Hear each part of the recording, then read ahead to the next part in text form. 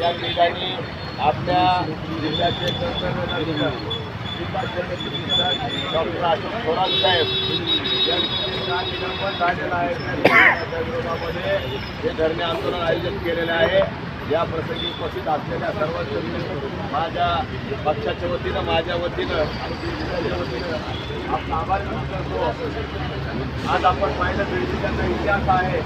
चांगल्या अधिकाऱ्याच्या पाठीमागे हा जिल्हा कधीही सक्षमपणे उभा राहिलेला सर्वच पक्षांनी या ठिकाणी सांगितलेलं मला काही सांगायचं नाहीये, परंतु मला फक्त एकच आवर्जून सांगायचं आहे.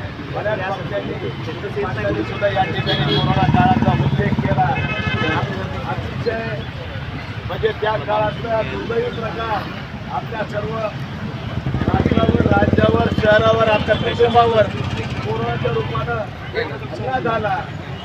मला वाटतं बीड जिल्ह्यासारखी सेवा इतर जिल्ह्यात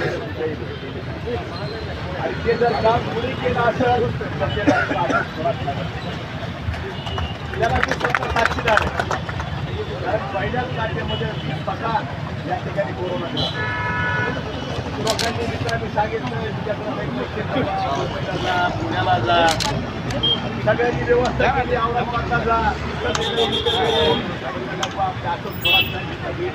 आपल्या सरकारी रुग्णालयामध्ये उपचार घेऊ.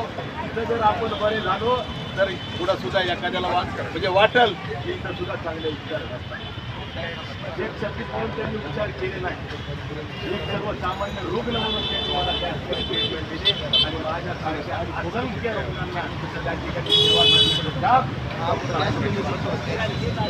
हे जे चाललंय आरोप प्रत्यारोप होत असतात, परंतु जसं तराजूचे 2 माप असतील त्या तराजूच्या मापामध्ये मला वाटतं त्या आमदारांनी पाप केलेलं आहे. चांगल्या कामाची दखल हे लोक घेत नाही, कारण यांच्या मनात पाप आहे, त्यांना राजकारणच करायचं आहे. म्हणून अशा प्रवृत्तीला आपण भेटून काढलं पाहिजे.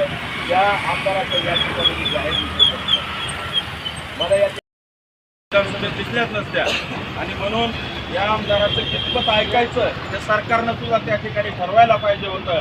पण कदाचित राजकीय दबाव असेल किंवा काही वेगळं कारण असेल म्हणून काहीही नसताना डॉक्टर साहेबांवर जो अन्याय झाला आहे त्याच्यासाठी आज आपण या ठिकाणी आणि भविष्यामध्ये आपण या ठिकाणी जमलात आणि भविष्यामध्ये हे आंदोलन एक वेगळ्या मोठ्या स्वरूप या ठिकाणी येईल आणि डॉक्टर साहेबाला खऱ्या अर्थानं मराठा समाजाच्या माणसाला सुद्धा या ठिकाणी न्याय मिळेल अशी अपेक्षा या ठिकाणी व्यक्त करतो. खरं तर स्वर्गीय संतोष अण्णा देशमुख या ठिकाणी